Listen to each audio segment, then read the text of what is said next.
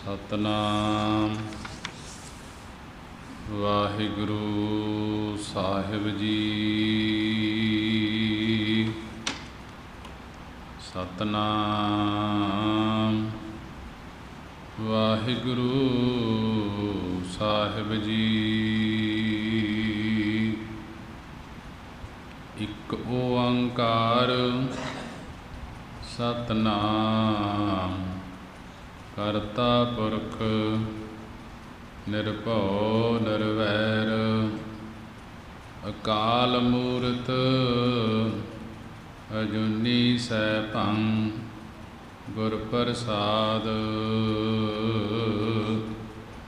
ਜਪ ਆਦਿ ਸਚ ਜੁਗਾਦਿ ਸਚ ਹੈ ਭੀ ਸਚ ਨਾਨਕ ਹੋਸੀ ਭੀ ਸਚ। ਜਿਉਂ ਬੁਲਾਵੇ ਤਿਉਂ ਬੋਲੈ ਸੁਆਮੀ ਕੁਦਰਤ ਕਵਣ ਹਮਾਰੀ। ਸਾਧ ਸੰਗ ਨਾਨਕ ਜਸ ਗਾਇਓ ਜੋ ਪ੍ਰਭ ਕੀ ਅਤ ਪਿਆਰੀ। ਸਤਨਾਮ ਵਾਹਿਗੁਰੂ ਸਾਹਿਬ ਜੀ। ਗੌੜੀ ਸੁਖਮਣੀ ਮਹੱਲਾ ਪੰਜਵਾ। ਇੱਕ ਓੰਕਾਰ ਸਤਿਗੁਰ ਪ੍ਰਸਾਦ। ਸੰਗ ਸਹਾਈ ਸੋ ਆਵੈ ਨਾ ਚੀਤ ਜੋ ਵੈਰਾਈ ਤਾਂ ਸਿਉ ਪ੍ਰੀਤ। ਸੰਗ ਸਹਾਈ ਸੋ ਆਵੈ ਨਾ ਚੀਤ ਜੋ ਬੈਰਾਈ ਤਾਂ ਸਿਉ ਪ੍ਰੀਤ। ਬਲੁਆ ਕੇ ਗ੍ਰਹਿ ਭੀਤਰ ਵਸੈ ਆਨੰਦ ਕੇਲ ਮਾਇਆ ਰੰਗ ਰਸੈ। ਦਿਰੜ ਕਰ ਮਾਨੈ ਮਨ ਹੈ ਪ੍ਰਤੀਤ ਕਾਲ ਨ ਆਵੈ ਮੂੜੇ ਚੀਤ। ਬੈਰ ਵਿਰੋਧ ਕਾਮ ਕ੍ਰੋਧ ਮੋਹ ਝੂਠ ਵਿਕਾਰ ਮਹਾ ਲੋਭ ਧਰੋਹ। ਯਾਹੂ ਜੁਗਤ ਬਿਹਾਨੇ ਕਈ ਜਨਮ ਨਾਨਕ ਰਾਖ ਲੇਹੋ ਆਪਨ ਕਰ ਕਰਮ। ਯਾਹੂ ਜੁਗਤ ਬਿਹਾਨੇ ਕਈ ਜਨਮ ਨਾਨਕ ਰਾਖ ਲੇਹੋ ਆਪਨ ਕਰ ਕਰਮ। ਵਾਹਿਗੁਰੂ ਜੀ ਕਾ ਖਾਲਸਾ ਵਾਹਿਗੁਰੂ ਜੀ ਕੀ ਫਤਿਹ। ਸਾਹਿਬ ਸ੍ਰੀ ਗੁਰੂ ਗ੍ਰੰਥ ਸਾਹਿਬ ਮਹਾਰਾਜ ਜੀ ਦਾ ਕੋਟਾਨ ਕੋਟ ਸ਼ੁਕਰਾਨਾ ਹੈ। ਗੁਰੂ ਨੇ ਬੜੀ ਹੀ ਰਹਿਮਤ ਕਿਰਪਾ ਕੀਤੀ ਹੈ। ਸੰਗਤਾਂ ਨੂੰ ਅੰਮ੍ਰਿਤ ਵੇਲੇ ਦੇ ਖੁੱਲ੍ਹੇ ਦਰਸ਼ਨ ਦੀਦਾਰੇ ਬਖਸ਼ੇ ਹਨ। ਆਓ ਅੰਮ੍ਰਿਤ ਵੇਲੇ ਦੀ ਸੰਭਾਲ ਕਰਦੇ ਹੋਏ ਸਾਹਿਬ ਸ੍ਰੀ ਗੁਰੂ ਗ੍ਰੰਥ ਸਾਹਿਬ ਮਹਾਰਾਜ ਜੀ ਦੀ ਪਵਿੱਤਰ ਬਾਣੀ ਸੁਖਮਣੀ ਸਾਹਿਬ ਜੀ ਦੀ ਵਿਚਾਰ ਪ੍ਰਾਰੰਭ ਹੈ। ਗੁਰੂ ਦਰਬਾਰ ਦੇ ਅੰਦਰ ਹਾਜ਼ਰੀਆਂ ਭਰਦੇ ਹੋਏ ਮਨ ਬਿਰਤੀਆਂ ਨੂੰ ਇਕਾਗਰ ਕਰਦੇ ਹੋਏ ਗੁਰੂ ਨੂੰ ਸੀਸ ਝੁਕਾਉਂਦੇ ਹੋਏ ਸਾਰੀ ਸੰਗਤ ਗੱਜ ਕੇ ਫਤਿਹ ਬੁਲਾਉਣਾ ਕਰੀਏ ਜੀ। ਵਾਹਿਗੁਰੂ ਜੀ ਕਾ ਖਾਲਸਾ ਵਾਹਿਗੁਰੂ ਜੀ ਕੀ ਫਤਿਹ। ਸਾਹਿਬ ਸ੍ਰੀ ਗੁਰੂ ਗ੍ਰੰਥ ਸਾਹਿਬ ਮਹਾਰਾਜ ਜੀ ਦੀ ਪਵਿੱਤਰ ਬਾਣੀ ਸੁਖਮਣੀ ਸਾਹਿਬ ਦੇ ਅੰਦਰ ਮਹੱਲਾ ਪੰਜਵਾ। ਪੰਜਵੇਂ ਪਾਤਸ਼ਾਹ ਗੁਰੂ ਅਰਜਨ ਦੇਵ ਮਹਾਰਾਜ ਜੀ ਸ਼ਹੀਦਾਂ ਦੇ ਸਰਤਾਜ ਬਾਣੀ ਦੇ ਬੋਹਿਤ ਬਾਣੀ ਦੁਆਰਾ ਤੀਸਰੀ ਅਸ਼ਟਪਦੀ ਦੇ ਅੰਦਰ ਸੱਤਵੇਂ ਪਦੇ ਦੇ ਅੰਦਰ ਮਹਾਰਾਜ ਜੀ ਸੰਗਤਾਂ ਨੂੰ ਉਪਦੇਸ਼ ਬਖਸ਼ਿਸ਼ ਕਰ ਰਹੇ ਹਨ। ਸੰਗ ਸਹਾਈ ਸੋ ਆਵੈ ਨਾ ਚੀਤ ਕਿ ਜੋ ਜੀਵ ਦੇ ਸੰਗ ਨਾਲ ਰਹਿ ਕੇ ਸਹਾਈ ਸਹਾਇਤਾ ਕਰਨ ਵਾਲਾ ਹੈ। ਸੋ ਆਵੈ ਨਾ ਚੀਤ ਉਹ ਹਰੀ ਵਾਹਿਗੁਰੂ ਦਾ ਨਾਮ ਚੀਤ ਚੇਤੇ ਨਹੀਂ ਆ ਰਿਹਾ ਇਸ ਜੀਵ ਦੇ। ਸੰਗ ਸਹਾਈ ਜੋ ਜੀਵ ਦੇ ਸੰਗ ਨਾਲ ਰਹਿ ਕੇ ਸਹਾਈ ਸਹਾਇਤਾ ਕਰਨ ਵਾਲਾ ਪਰਮੇਸ਼ਰ ਦਾ ਨਾਮ ਹੈ। ਸੋ ਆਵੈ ਨਾ ਚੀਤ ਉਹ ਹਰੀ ਵਾਹਿਗੁਰੂ ਦਾ ਨਾਮ ਇਸ ਜੀਵ ਦੇ ਚੇਤੇ ਨਹੀਂ ਆਉਂਦਾ। ਜੋ ਬੈਰਾਈ ਜੋ ਜਿਹੜੇ ਕਾਮ ਕ੍ਰੋਧ ਲੋਭ ਮੋਹ ਆਦਿਕ ਬੈਰਾਈ ਬੈਰ ਕਰਨ ਵਾਲੇ ਹਨ ਤਾਂ ਸਿਉ ਪ੍ਰੀਤ ਉਹਨਾਂ ਨਾਲ ਪ੍ਰੀਤ ਕਰਦਾ ਹੈ ਇਹ ਜੀਵ। ਮਹਾਰਾਜ ਜੀ ਬੜੇ ਹੀ ਵਿਸਥਾਰ ਦੇ ਨਾਲ ਇਹਨਾਂ ਜੀਵਾਂ ਨੂੰ ਸਮਝਾ ਰਹੇ ਹਨ, ਸੰਸਾਰੀ ਜੀਵਾਂ ਨੂੰ, ਕਿ ਜੋ ਜੀਵ ਦੇ ਨਾਲ ਰਹਿ ਕੇ ਸਹਾਇਤਾ ਕਰਨ ਵਾਲਾ ਪਰਮੇਸ਼ਰ ਦਾ ਨਾਮ ਹੈ, ਸੋ ਆਵੈ ਨਾ ਚੀਤ, ਕਿ ਉਹ ਹਰੀ ਵਾਹਿਗੁਰੂ ਦਾ ਨਾਮ ਇਸ ਦੇ ਚੇਤੇ ਨਹੀਂ ਆਉਂਦਾ। ਜੋ ਬੈਰਾਈ, ਜੋ ਜਿਹੜੇ ਕਾਮ ਕ੍ਰੋਧ ਲੋਭ ਮੋਹ ਹੰਕਾਰ ਬੈਰਾਈ ਵੈਰ ਕਰਨ ਵਾਲੇ ਹਨ, ਇਸ ਨੂੰ ਬੰਧਨਾਂ ਦੇ ਵਿੱਚ ਬੰਧਣ ਵਾਲੇ ਹਨ, ਤਾਂ ਸਿਉ ਪ੍ਰੀਤ ਉਹਨਾਂ ਨਾਲ ਇਹ ਪ੍ਰੀਤ ਕਰਦਾ ਹੈ। ਬਲੂਆ ਕੇ ਗ੍ਰਹਿ ਭੀਤਰ ਵਸੈ, ਜਿਵੇਂ ਬਲੂਆ ਹੁੰਦਾ ਰੇਤੇ ਦਾ ਘਰ ਪੱਕਾ ਨਹੀਂ ਹੁੰਦਾ, ਅਖੀਰ ਢਹਿ ਜਾਂਦਾ ਹੈ, ਇਸੇ ਪ੍ਰਕਾਰ ਜੀਵ ਪੰਜਾਂ ਤੱਤਾਂ ਰੂਪੀ ਰੇਤੇ ਦਾ ਘਰ, ਰੇਤੇ ਦਾ ਸਰੀਰ ਬਣਿਆ ਹੋਇਆ ਹੈ। ਭੀਤਰ ਅੰਦਰ ਕਿ ਇਹ ਜੀਵ ਆਤਮਾ ਵਸ ਰਿਹਾ ਹੈ। ਬਲੂਆ ਕੇ ਗ੍ਰਹਿ ਭੀਤਰ ਵਸੈ, ਕਿ ਜਿਵੇਂ ਬਲੂਆ ਰੇਤੇ ਦਾ ਘਰ ਪੱਕਾ ਨਹੀਂ ਹੁੰਦਾ, ਅਖੀਰ ਢਹਿ ਜਾਂਦਾ ਹੈ ਰੇਤੇ ਦਾ ਘਰ, ਇਸੇ ਪ੍ਰਕਾਰ ਜੀਵ ਪੰਜਾਂ ਤੱਤਾਂ ਰੂਪੀ ਰੇਤੇ ਦਾ ਗ੍ਰਹਿ, ਰੇਤੇ ਦਾ ਘਰ, ਰੇਤੇ ਦਾ ਸਰੀਰ, ਸਰੀਰ ਦੇ ਅੰਦਰ ਇਹ ਜੀਵ ਆਤਮਾ ਵਸ ਰਿਹਾ ਹੈ, ਅਤੇ ਆਨੰਦ ਕੇਲ ਅਤੇ ਮਾਇਆ ਦੇ ਰੰਗ ਪ੍ਰੇਮ ਵਿੱਚ ਰਸ ਕੇ ਭਾਵ ਵਸ ਕੇ ਆਨੰਦ ਕੇਲ ਖੁਸ਼ੀਆਂ ਦੀਆਂ ਕੇਲ ਖੇਡਾਂ ਕਰਦਾ ਹੈ। ਆਨੰਦ ਕੇਲ ਮਾਇਆ ਰੰਗ ਰਸ ਹੈ, ਕਿ ਮਾਇਆ ਦੇ ਰੰਗ, ਮਾਇਆ ਦੇ ਪ੍ਰੇਮ ਵਿੱਚ ਰਚ ਕੇ ਭਾਵ ਫਸ ਕੇ ਖੁਸ਼ੀਆਂ ਦੀਆਂ ਖੇਡਾਂ ਖੇਡਦਾ ਹੈ। ਭਾਵ ਆਨੰਦ ਦਾ ਇੱਕ ਕ੍ਰੀੜਾ ਕਰਦਾ ਹੈ, ਖੁਸ਼ੀਆਂ ਮਨਾਉਂਦਾ ਹੈ। ਦਿਰੜ ਕਰ ਮਾਨੈ ਮਨ ਹੈ ਪ੍ਰਤੀਤ, ਇਉਂ ਇਹ ਅੰਤਸ ਕਰਨ ਵਿੱਚ ਹਿਰਦੇ ਵਿੱਚ ਪੱਕਾ ਭਰੋਸਾ ਕਰਕੇ ਮਾਇਆਵੀ ਪਦਾਰਥਾਂ ਨੂੰ ਸੱਚਾ ਮੰਨਦਾ ਹੈ। ਦਿਰੜ ਕਰ ਮਾਨੈ ਮਨ ਹੈ ਪ੍ਰਤੀਤ, ਇਉਂ ਮਨ ਹੈ, ਮਨ ਦੇ ਵਿੱਚ ਅੰਤਸ ਕਰਨ ਦੇ ਵਿੱਚ ਪੱਕਾ ਪ੍ਰਤੀਤ ਹੁੰਦਾ, ਭਰੋਸਾ ਕਰਕੇ ਮਾਇਆਵੀ ਪਦਾਰਥਾਂ ਨੂੰ ਸੱਚਾ ਮੰਨਦਾ ਹੈ। ਪਰ ਕਾਲ ਨਾ ਆਵੈ ਮੂੜੇ ਚੀਤ, ਪਰ ਮੂੜੇ ਮੂਰਖ ਪੁਰਖ ਨੂੰ ਕਾਲ ਮੌਤ ਚੇਤੇ ਨਹੀਂ ਆਉਂਦੀ, ਕਿ ਇਹਨਾਂ ਮਾਇਕੀ ਪਦਾਰਥਾਂ ਵਿੱਚ ਫਸਿਆ ਹੋਇਆ ਹੈ, ਇਹਨਾਂ ਨੂੰ ਹੀ ਸੱਚਾ ਮੰਨੀ ਬੈਠਾ ਹੈ। ਬੈਰ ਵਿਰੋਧ ਕਾਮ ਕ੍ਰੋਧ ਮੋਹ, ਕਿ ਬੈਰ ਅਨਾਦ ਕਾਲ ਦੀ ਦੁਸ਼ਮਣੀ ਵਰਤਮਾਨ ਕਾਲ ਵਿੱਚ ਕਿਸੇ ਗੱਲ ਤੋਂ ਅਸਹਿਮਤੀ ਤੇ ਕਾਮ ਕ੍ਰੋਧ ਮੋਹ ਵਿੱਚ ਨਾਸ ਹੋ ਰਿਹਾ ਹੈ। ਬੈਰ ਵਿਰੋਧ ਕਾਮ ਕ੍ਰੋਧ ਮੋਹ, ਕਿ ਬੈਰ ਅਨਾਦ ਕਾਲ ਦੀ ਦੁਸ਼ਮਣੀ, ਵਿਰੋਧ ਵਰਤਮਾਨ ਕਾਲ ਵਿੱਚ ਕਿਸੇ ਗੱਲ ਤੋਂ ਅਸਹਿਮਤੀ ਤੇ ਕਾਮ ਕ੍ਰੋਧ ਮੋਹ ਵਿੱਚ ਨਾਸ ਹੋ ਰਿਹਾ ਹੈ। ਕਦੇ ਝੂਠ ਬੋਲਣ ਦੀ, ਝੂਠ ਵਿਕਾਰ ਮਹਾ ਲੋਭ ਧਰੋਹ, ਕਦੇ ਝੂਠ ਬੋਲਣ ਦੀ ਪੰਡ ਚੁੱਕੀ ਹੈ, ਕਦੇ ਵਿਕਾਰ ਦੇ ਪੱਥਰ ਗਲ ਵਿੱਚ ਬੰਨੀ ਫਿਰਦਾ ਹੈ, ਅਤੇ ਪਦਾਰਥਾਂ ਦੇ ਜੋੜਨ ਦਾ ਬੜਾ ਭਾਰੀ ਲੋਭ ਲਾਲਚ ਹੈ, ਅਤੇ ਧਰੋਹ ਛਲ ਭਾਵ ਧੋਖੇਬਾਜ਼ੀਆਂ ਕਰਦਾ ਹੈ, ਧੋਖੇਬਾਜ਼ੀਆਂ ਦੂਸਰਿਆਂ ਨਾਲ ਕਰਦਾ ਹੈ। ਮਹਾਰਾਜ ਜੀ ਕਹਿਣ ਲੱਗੇ, ਇਆਹੂੰ ਜੁਗਤ ਬਿਹਾਨੇ ਕਈ ਜਨਮ, ਕਿ ਇਆਹੂੰ ਇਸ ਤਰ੍ਹਾਂ ਇਹਨਾਂ ਵਿੱਚ ਜੁੜਨੇ ਕਰਕੇ ਜਿੰਨੀਆਂ ਵੀ ਬਾਣੀ ਦੇ ਵਿੱਚ ਸਮਝਾਉਣਾ ਕੀਤਾ ਹੈ, ਕਿ ਇਹਨਾਂ ਨਾਲ ਜੁੜਨੇ ਕਰਕੇ ਅਨੇਕਾਂ ਜਨਮ ਬਿਹਾਨੇ ਬੀਤ ਗਏ ਹਨ। ਇਆਹੂੰ ਜੁਗਤ ਬਿਹਾਨੇ ਕਈ ਜਨਮ, ਕਿ ਇਆਹੂੰ ਇਸ ਤਰ੍ਹਾਂ ਇਹਨਾਂ ਜੋ ਪਦਾਰਥ ਹਨ, ਜਾਂ ਕਾਮ ਕ੍ਰੋਧ ਲੋਭ ਮੋਹ ਦੇ ਵਿੱਚ ਖਚਿਤ ਹੋਇਆ ਹੈ, ਆਪਣੇ ਸਰੀਰ ਨੂੰ ਸਦਾ ਰਹਿਣ ਵਾਲਾ ਮੰਨੀ ਬੈਠਾ ਹੈ, ਇਹਨਾਂ ਦੇ ਨਾਲ ਜੁੜਨੇ ਕਰਕੇ ਅਨੇਕਾਂ ਜਨਮ ਬੀਤ ਗਏ ਹਨ। ਨਾਨਕ ਰਾਖ ਲੇਹੋ ਆਪਨ ਕਰ ਕਰਮ, ਗੁਰੂ ਅਰਜਨ ਦੇਵ ਮਹਾਰਾਜ ਜੀ ਸਮਝਾ ਰਹੇ ਹਨ ਕਿ ਹੇ ਵਾਹਿਗੁਰੂ, ਤੁਸੀਂ ਆਪ ਹੀ ਆਪਣੀ ਕਰਮ ਬਖਸ਼ਿਸ਼ ਕਰਕੇ ਰੱਖ ਲੈਣਾ ਕਰੋ। ਇਹ ਜੀਵ ਤਾਂ ਇਹਨਾਂ ਚੀਜ਼ਾਂ ਦੇ ਵਿੱਚ ਖਚਿਤ ਹੋ ਕੇ तेरे नाम तो पिछे हट गए हन, भुल गए हन। किरपा करके सतगुरु जी अपनी बख्शिश करके रख लेना करो। अगले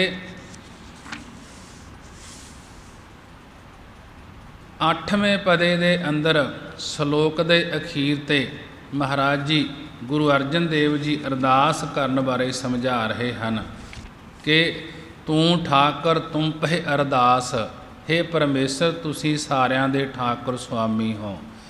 तुम हुंदा तुहाडे पास ही साडी अरदास साडी बेनती है। जियो पिंड यह जियो जिंद सूखम ते पिंड शरीर स्थूल, सब तेरी रास सब सारी तेरी ही तुहाडी ही रास पूंजी है, सोडा ही दिता होया सब कुछ है। तुम मात पिता के तुम तुसी माता पिता रूप हो, अते हम बारक तेरे असी तेरे तुहाडे बारक बच्चे हाँ। भाव आप ही अभिन्न निमित्त उपादान कारण हो, जैसा कि हर आपे माता आपे पिता, जिन जियो उपाय जगत दिखाया। तुमरी कृपा ते सुख कनेरे कि तुहाडी कृपा मेहर भाव बख्शिश विच बहुत सुख मिल रहे हैं। कोई ना जानै तुमरा अंत, हे हरि वाहिगुरु तुमरा तुहाडा पारावार दा अंत अखीर कोई नहीं जान सकदा। ऊचे ते ऊचा भगवंत, हे हरि तुसी उच्चे उच्चियां पदवियां वाले ब्रह्मा विष्णु शिव जी आदि तो भी उत्तम पदवी वाले हो। हे भगवंत हे परमेश्वर तुसी सारियां तो उच्चे श्रेष्ठ हो। कोट विष्ण कीने अवतार, कोट ब्रह्मंड जाके धर्मसाल, कोट महेश उपाय समाए, कोट ब्रह्मे जग साजण आए। तुसी सब इन्हां ब्रह्मे आदिक तो उच्चे हो, उच्चा तो भी उच्चे हो। सागल समगरी तुमरै सूत्र धारी, जिन्नी सागल सारी दुनिया की समगरी समुदाय है। यह तुहाडी चेतन सता रूप सूत्र सूत धागे विच परोई हुई है। सारी सृष्टि तुहाडे तो पैदा हुई है। ओह सारी तुहाडी आग्याकारी ताबेदार भाव हुक्म विच चल रही है। माया जो तुहाडी आग्या ताबेदार होके चलण वाली है, वो भी तेरे हुक्म विच ही है। तुम ते होए सो आग्याकारी, जो अंतरजामी तुसी कर रहे हो, ओह असी आग्याकार हो के भाणा मनण वाले हाँ। बिना हुक्म एक झूले ना पाता, फोन होहे सोहे जो करे विधाता। भाई गुरदास दियां वारां दे विच है कि बिना हुक्म तो एक पत्ता भी झूलदा नहीं। फोन होए सोए सो करे विधाता। जो कुछ भी हो रहा है ओह फल वरदाता परमेश्वर कर रहा है। तुमरी गत मित तुम ही जानी, तुमरी तुहाडी गत मुक्ति दी मर्यादा तुसी आप ही जानना कीती है। नानक दास सदा कुर्बानी। सतगुरु जी कथन करते हैं कि असी दासा भाव धार के तुहाडे तो हमेशा कुर्बानी बलिहार जाते हाँ। महाराज गुरु अर्जन देव जी ने बड़े ही विस्तार दे नाल समझाउणा कीता है। तुमरी गत मित तुम ही जानी, नानक दास सदा कुर्बानी। तुमरी तुहाडी गत मुक्ति दी मर्यादा तुसी आप ही जानना कीती है। नानक दास सदा कुर्बानी। सतगुरु जी कथन करते हैं कि असी दासा भाव धार के, सेवकी भाव धार के तुहाडे तो हमेशा बलिहार जाते हाँ। सलोक देन हार प्रभ छोड़ कै, लाग है आन सुआए। नानक कहूँ न सीजई, बिन नावै पत जाए। सलोक दे अंदर गुरु अर्जन देव महाराज जी कथन करते हैं, देन हार प्रभ छोड़ कै, लाग है आन सुआए। कि जो जीव देनहार दातां देण वाले हरि प्रभु नूं छोड़ के त्याग करके लागहे आन सुआए आन होर सुआए सुआदां दे प्रयोजना विच लगदा है।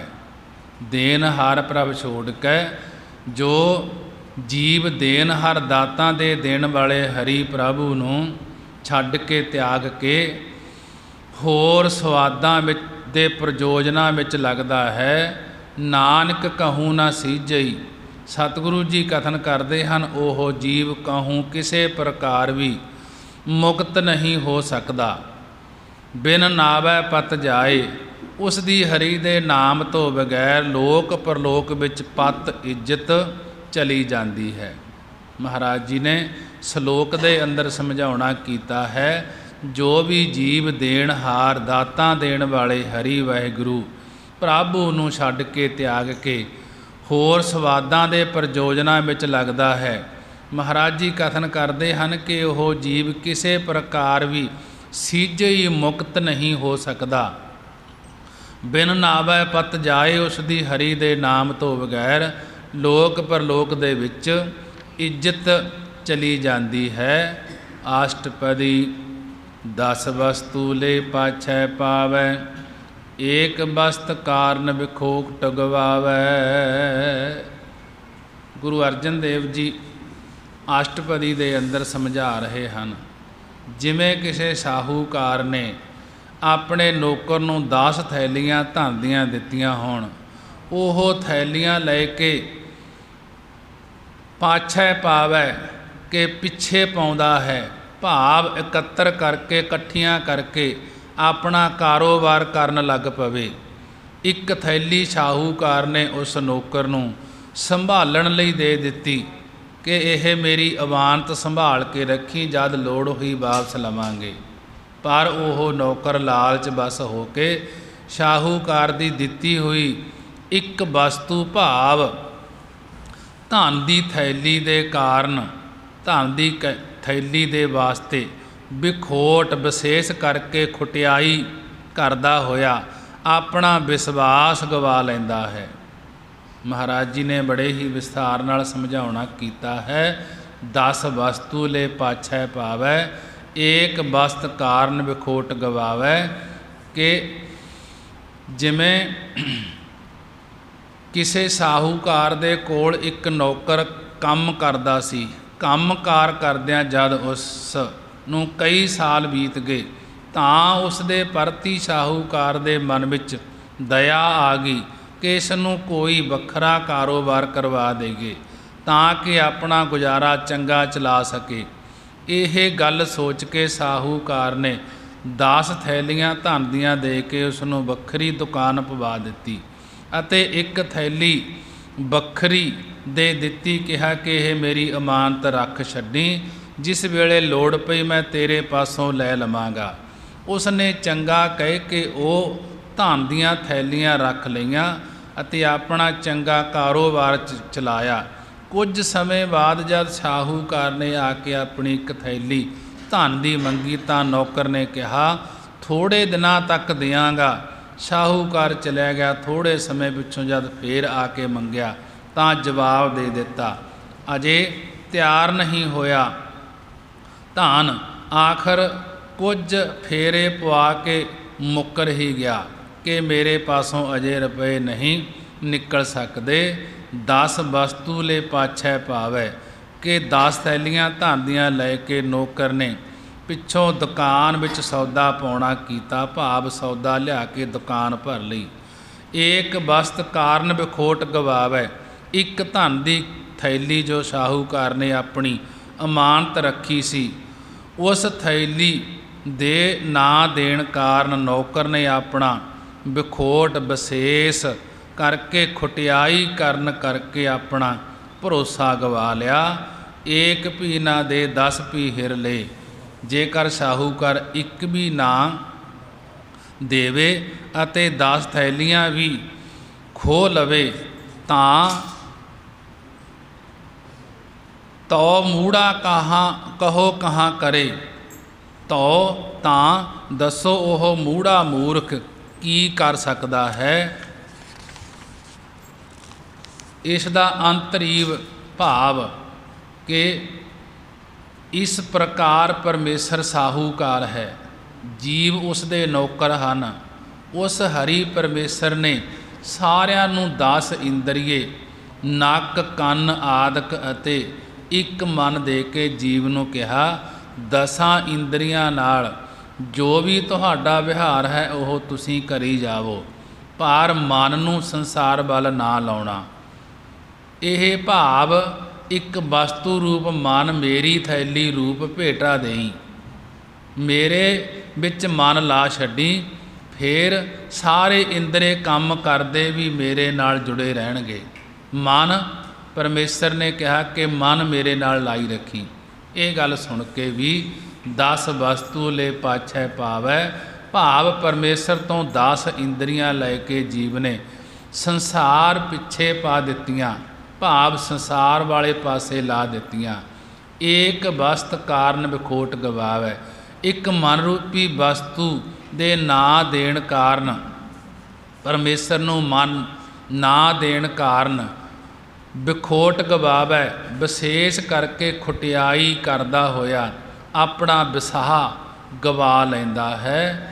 ਏਕ ਭੀ ਨਾ ਦੇ 10 ਭੀ ਹਿਰ ਲੈ, ਇੱਕ ਮਨ ਰੂਪੀ ਵਸਤੂ ਦੇ ਨਾਂ ਦੇਣ ਕਰਕੇ ਜੇ ਉਹ 10 ਇੰਦਰੀਆਂ ਰੂਪ ਵਸਤੂ ਵੀ ਹਿਰ ਲਵੇ, ਖੋਹ ਲਵੇ, ਭਾਵ ਕਾਣਾ ਲੂਲਾ ਆਦਿਕ ਕਰ ਦੇਵੇ, ਤੋ ਮੂੜਾ ਕਹੋ ਕਹਾਂ ਕਰੇ।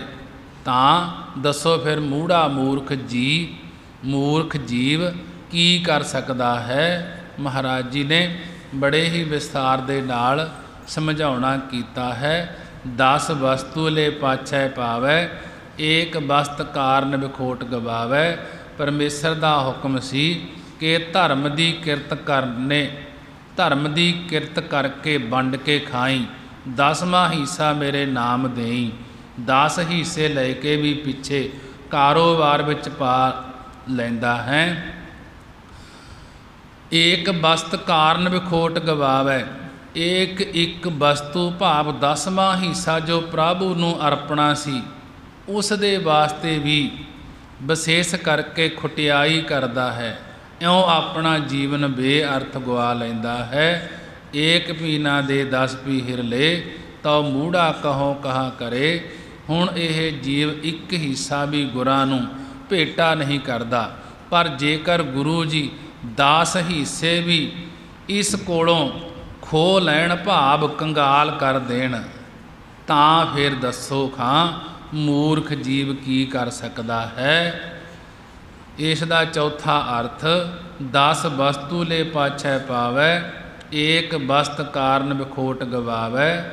ਜਿਸ ਵੇਲੇ ਜੀਵ ਮਾਂ ਦੇ ਗਰਭ ਵਿੱਚ ਪੁੱਠਾ ਲਟਕਦਾ ਸੀ, ਉਸ ਵੇਲੇ ਇਹ ਪਰਮੇਸ਼ਰ ਅੱਗੇ ਬੇਨਤੀਆਂ ਕਰਦਾ ਸੀ ਕਿ ਗਰਭ ਵਿੱਚੋਂ ਬਾਹਰ ਕੱਢੋ। ਪਰਮੇਸ਼ਰ ਮੈਂ 10ਵਾਂ ਹਿੱਸਾ ਭਾਵ ਦਸਵੰਧ ਦਿਆਂਗਾ। ਬਾਹਰ ਨਿਕਲਦਿਆਂ ਹੀ ਮਾਇਆ ਚੰਬੜ ਗਈ, ਜੈਸਾ ਕਿ ਵਿੱਚੋਂ ਗਰਭ ਨਿਕਲ ਆਇਆ, ਖਾਸਮ ਵਿਸਾਰ ਦੁਨੀ ਚਿਤ ਲਾਇਆ। ਉਸ ਮਾਇਆ ਦੇ ਪ੍ਰਭਾਵ ਕਰਕੇ ਜਿਹੜਾ ਇਸ ਨੇ 8 ਪਹਿਰਾਂ ਵਿੱਚੋਂ 10ਵਾਂ ਹਿੱਸਾ 2 ਘੰਟੇ 24 ਮਿੰਟ ਸਿਮਰਨ ਭਜਨ ਦਾ ਦਸਵੰਧ ਦੇਣਾ ਮੰਨਿਆ ਸੀ, ਮਾਤਾ ਦੇ ਗਰਭ ਵਿੱਚ ਲਮਕਦੇ ਨੇ ਕਿ ਬਾਹਰ ਜਾ ਕੇ ਸਵਾਸਾਂ ਦੁਆਰਾ ਤੇਰਾ ਭਜਨ ਕਰਾਂਗਾ, ਉਹ ਇਸ ਨੂੰ ਭੁੱਲ ਗਿਆ ਹੈ। ਇਸ ਪ੍ਰਕਾਰ ਦਸਵੰਧ ਵਸਤੂ ਤਾਂ ਪ੍ਰਭੂ ਪਾਸੋਂ ਲੈ ਕੇ ਪਿੱਛੇ ਪਾ ਦਿੱਤੀ, ਭਾਵ ਸਾਰੇ ਸਵਾਸ ਸੰਸਾਰ ਵੱਲ ਲਗਾ ਦਿੱਤੇ। ਇੱਕ ਵਸਤੂ ਭਾਵ ਜੋ 8 ਪਹਿਰਾਂ ਵਿੱਚੋਂ 10ਵਾਂ ਹਿੱਸਾ ਪਰਮੇਸ਼ਰ ਦੇ ਭਜਨ ਸਿਮਰਨ ਵਿੱਚ ਲਾਉਣਾ ਸੀ, ਉਸ ਦੇ ਵਾਸਤੇ ਵਿਸ਼ੇਸ਼ ਕਰਕੇ ਖੁਟਿਆਈ ਕਰਦਾ ਹੈ, ਇਉਂ ਸਵਾਸਾਂ ਨੂੰ ਨਿਸਫਲ ਗਵਾ ਲੈਂਦਾ ਹੈ ਕਿ 10ਵਾਂ ਹਿੱਸਾ ਸਿਮਰਨ ਵੀ ਨਹੀਂ ਕਰਦਾ। ਏਕ ਭੀ ਨਾ ਦੇ 10 ਭੀ ਹਿਰ ਲੈ, ਤਉ ਮੂੜਾ ਕਹੋ ਕਹਾ ਕਰੇ। ਇਹ ਜੀਵ ਪਰਮੇਸ਼ਰ ਦੇ ਭਜਨ ਸਿਮਰਨ ਵੱਲ ਇੱਕ ਹਿੱਸਾ ਵੀ ਪਰਮੇਸ਼ਰ ਨੂੰ ਅਰਪਣ ਨਹੀਂ ਕਰਦਾ, ਪਰ ਜੇਕਰ ਪਰਮੇਸ਼ਰ 10 ਹਿੱਸੇ ਭਾਵ ਇਸ ਦੇ ਸਾਰੇ ਸਵਾਸ ਹੀ ਇਸ ਕੋਲੋਂ ਖੋਹ ਲਵੇ, ਤਉ ਮੂੜਾ ਕਹੋ ਕਹਾ ਕਰੇ। कि तां फिर दसो यह मूर्ख जीव परमेश्वर दा की कर सकता है। पंजवां अर्थ 10 वस्तु ले पाछै पावै कि आत्मा नंद रूपी वस्तु नूं लैण आए जग्यासु नूं गुरु सत चित आनंद प्रभु बारे दस के उस दा देह अभिमान पा दिंदे हन, पिछे पा दिंदे हन। एक वस्त कारण विखोट गवावै पर मनमुख पुरख एक आत्मानंद रूपी वस्तु की प्राप्ति वास्ते यतन नहीं करता, इयों अपना विसाह गवा लैंदा है। एक पीना दे 10 पी हिर ले, गुरु साहिब जी एक भी भय नहीं दिंदे, सगों आत्म नंद वस्तु की प्राप्ति रूपी सिक्ख्या दस के जमा आदक दे डर नूं भी हिरनाश कर लैंदे हन, भाव निवृत्त कर दिंदे हन।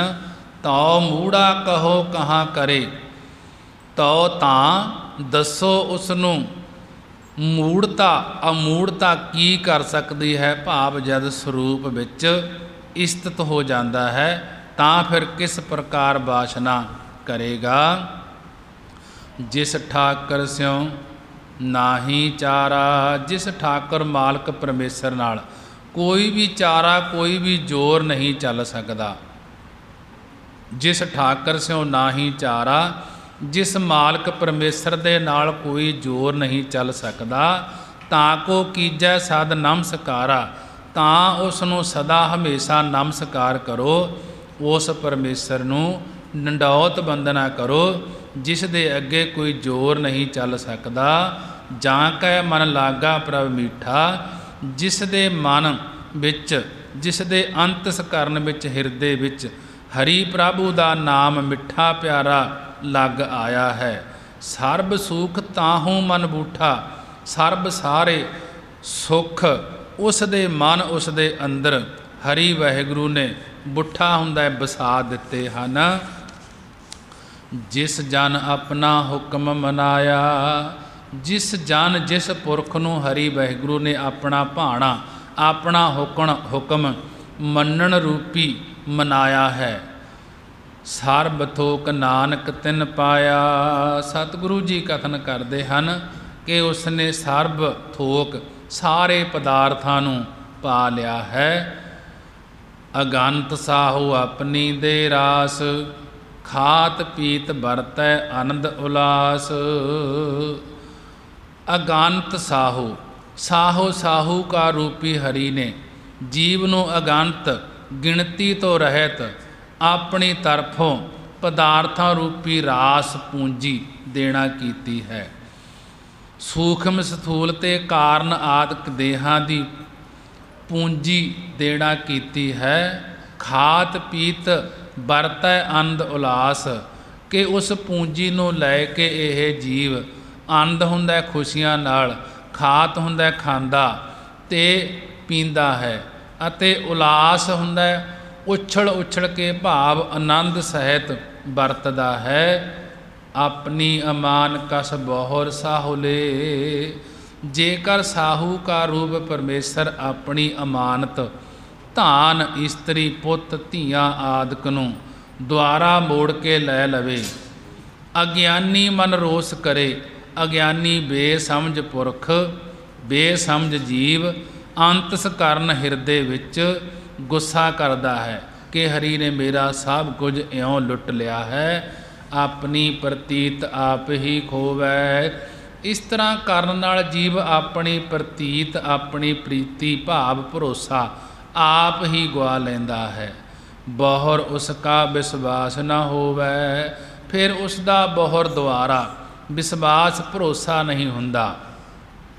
ਜਿਸ ਕੀ ਵਸਤ ਤਿਸ ਆਗੈ ਰਾਖੈ, ਜਿਸ ਦੀ ਵਸਤ ਜਿਸ ਦੀ ਚੀਜ਼ ਇਸ ਜੀਵ ਦੇ ਪਾਸ ਹੈ ਪਰਮੇਸ਼ਰ ਦੀ ਦਿੱਤੀ ਹੋਈ, ਉਸ ਹਰੀ ਵਾਹਿਗੁਰੂ ਦੇ ਅੱਗੇ ਰੱਖਣਾ ਕਰੇ। ਪ੍ਰਭ ਕੀ ਆਗਿਆ ਮਾਨੈ ਮਾਥੈ, ਕਿ ਜੋ ਵਾਹਿਗੁਰੂ ਨੇ ਵਸਤੂ ਦਿੱਤੀ ਹੈ ਉਸ ਦੇ ਅੱਗੇ ਭੇਟਾ ਕਰਨਾ ਕਰ। ਵਾਹਿਗੁਰੂ ਦੀ ਆਗਿਆ ਵਾਹਿਗੁਰੂ ਦੀ ਇਜਾਜ਼ਤ ਨੂੰ ਆਪਣੇ ਮੱਥੇ ਤੇ ਮੰਨੇ ਅਤੇ भला करके जानना करे। भगत जी ने बड़े विस्तार दे नाल समझाउणा कीता है। कबीर मेरा मुझ मैं किश नहीं, जो किस है सो तेरा, तेरा तुझको सौंपते क्या लागै मेरा। महाराज जी ने बड़े ही विस्तार दे नाल समझाउणा कीता है। उसते चौगन करै निहाल, नानक साहिब सदा दयाल। हरि परमेसर उसनूं उस तो चौगण 4 गुणा निहाल प्रसन्न करदा है। उसनूं उस तो चौगुणा धर्म अर्थ काम मोख की प्राप्ति भाव चौथी भूमिका का आनंद दे के प्रसन्न कर दिंदा है। सतगुरु जी कथन करते हैं, नानक साहिब सदा दयाल। सतगुरु जी समझा रहे हैं कि ओह साहिब ओह मालिक हमेशा दयालु है, कि जो भी जीव मंगदा है उस नूं दे के उस ते दयालता करता है। महाराज जी ने बड़े ही विस्तार दे नाल गुरबाणी द्वारा समझाउणा कीता है। जिसकी वस्त तिस आज्ञा राखै, प्रभ की आज्ञा मानै माथै। उस ते चौगण करै निहाल, नानक साहिब सदा दयाल। जिसकी वस्त के जिस दी वस्त चीज़ इस जीव दे पास है, उस हरि वाहिगुरू दे अगे रखना करे। जिमें चमकौर साहिब जदों वड्डे साहिबजादे शहीद होए हन, उस वेले कलगीधर पातशाह गुरु गोबिंद सिंह महाराज जी ने कहा कि हे अकाल पुरख, तेरी अमानत सी तेरे कोल आ गई है। हुण असी सुरखरू होए हाँ। अते जिस वेले श्री गुरु गोबिंद सिंह महाराज जी जंग तो बाद दमदमे साहिब पहुँचे, उस वेले माता सुंदर कौर जी ने कहा कि चारे लाल कित्थे हन। तां गुरु गोबिंद सिंह महाराज जी ने कहा कि चारे लाल प्रभु की अमानत प्रभु पास पहुँच गई है। ते खालसे वाल इशारा करके कहा, इन पुत्रन के शीस पर बार दिए सुत चार, चार मुए तो क्या हुआ, जीवित लाख हजार जीवित कई हजार। के भाव जो वाहिगुरू ने वस्तु दिती है उस दे अगे भेटा करना कर। वाहिगुरू की आग्या इजाजत नूं अपने मत्थे ते मन्ने अते भला करके जाने।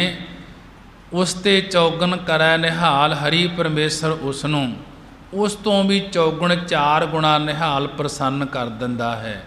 उसनूं उस तो भी चौगुणा धर्म अर्थ काम मोख की प्राप्ति भाव चौथी भूमिका का आनंद दे के प्रसन्न कर दिंदा है।